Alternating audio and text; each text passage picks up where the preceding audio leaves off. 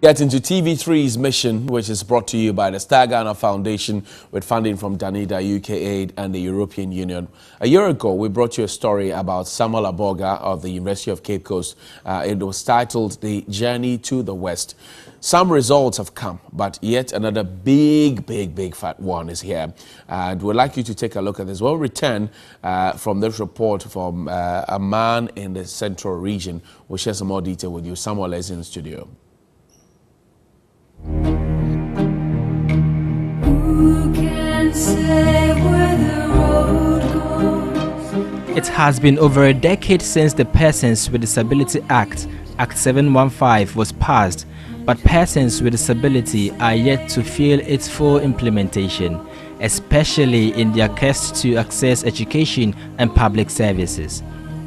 The Act provides that public places are made accessible to persons with disability, a provision that many public offices and institutions fought with impunity. But a year after the report's Journey to the West featured Samuel Aborga Zigili, a wheelchair user from the University of Cape Coast, changes have occurred on campus. Samuel is gone home after completing his 4-year degree program here at UCC and may not continue to benefit from the effects following the disability advocacy piece Journey to the West. But there is one surety: he leaves behind legacies that shall benefit continuous and potential students with disability. One is, there is a cover laid over this gutter that links the two lecture theatres, the C.A. Aka Lecture Theatre Complex and the Arts Block. Previously, it was a huge challenge connecting these two lecture theatres for persons with disability. Accessing the ICT Center at the St. Jonah Library was a battle for Samuel until GIFEC provided personal laptop computers to members of the UCC Association of Students with Disability, which Samuel benefited from. Things shall, however, not be the same for fresh students with disability. When you see a long yellow line here at UCC extending into the St. Jonah Library, there are some things you should know. 1. The space is a reserved passage for students with disability to get access to the main library. 2. When offering help to students with disability to the ICT Center, follow the yellow line through the main library where a working elevator is supposed to convey them down into the center for IT services. Before, the long yellow mark was invisible. Cars parked on it and persons with disability had to maneuver their ways through vehicles to the library. Additional fences have been provided at some vantage points around the library to offer protection for students with disability.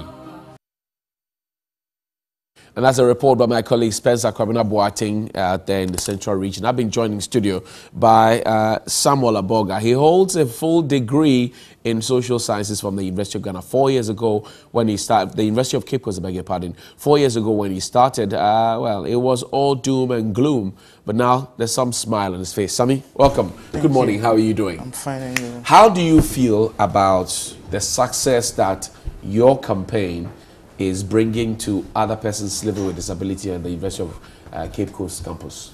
Yeah, before I start, I would like to thank God for how far He has brought me, and good morning to your viewers. It has not been easy since I started my education. Accessing lecture theatres has been a whole lot of problem. But with determination and motivation from my friends, I've been able to go through. Though there are a lot of challenges that we must face and solve it. Congratulations to you on your graduation. But let's talk about some of the challenges. I mean, we've spoken about, for example, let's talk about a house of residence, where you used to live. Okay. What was the challenge there?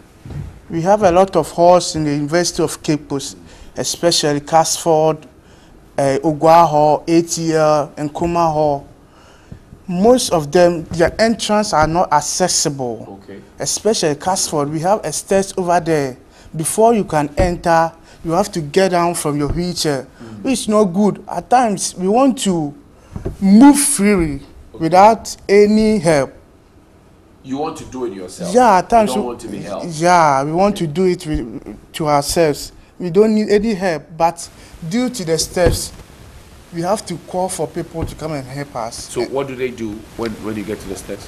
When we get to the steps, we have to get down and use maybe our hands to walk to the hall, which is not good for some of us. Have there been cases where they would have to lift you? Yeah, with a wheelchair? at times they have to lift me, or they have to hold two of my hands and assist me to the hall. Okay.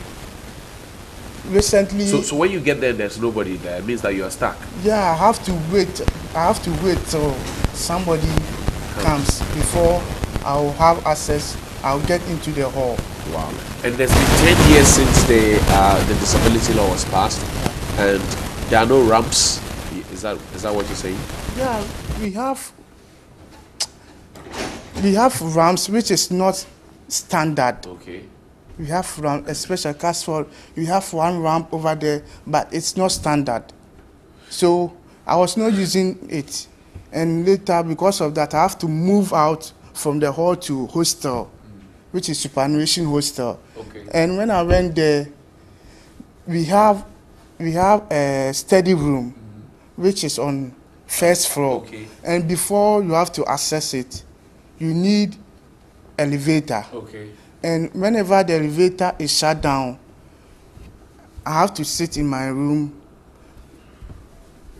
Even if I have planned to go and study at the study room, it has because the elevator is not working. because yeah, I have to cancel it, which was not helping me. But I tried my best to. TV3 Mission came to you. We got hold of information of these wind of these stories you're sharing with us. How did that story impact you? The story we told, Spencer Watson told. Yeah, after Spencer came out with a story, I was so impressed that our needs are little bit. Our needs are in line. Our needs are. They were being dealt with. Yeah, Our needs are being dealt with, and I was really impressed. I remember level 200. I had a lecture at one of the floor, and I spoke to a lecturer. Okay. That I can't access the building, so if they can do something about it, I'll be happy. Okay. And the lecturer told me he can't do anything. Wow. So I have to develop a strategy to access that lecture hall. Wow. But you come from Seshibekwa originally. Yeah, I come from Seshibekwa. You have gotten a lot of popularity because of this story and exposure. Yeah. How do you hope to help other persons with disability in your locality? Okay, when you come to small towns or villages, we face a lot of difficulties. Okay. Some people cannot have access to classrooms, and they lack wheelchairs, and even their parents are not able to cater for them. So they find it difficult to access education, which is not good.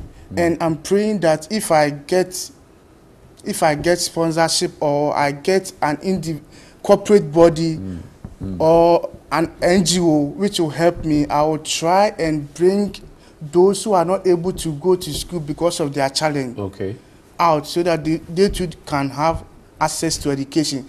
And when you go to the villages, because of the way some of our parents, they think if you are disabled, you are nothing, you can't do anything. Right. So at times they hide their children, which is not good. And you want to talk about all of these things. Samuel, I thank you very much for your time, and I wish you all the best. And I'm proud of you, I must say, for being a shining light and for being selfless enough. Congratulations on your degree as well, and keep up the good work. That's Samuel Aborga. He is a man who was at the center of a story we put up 1 year ago by my colleague Spencer Kwabena Boateng.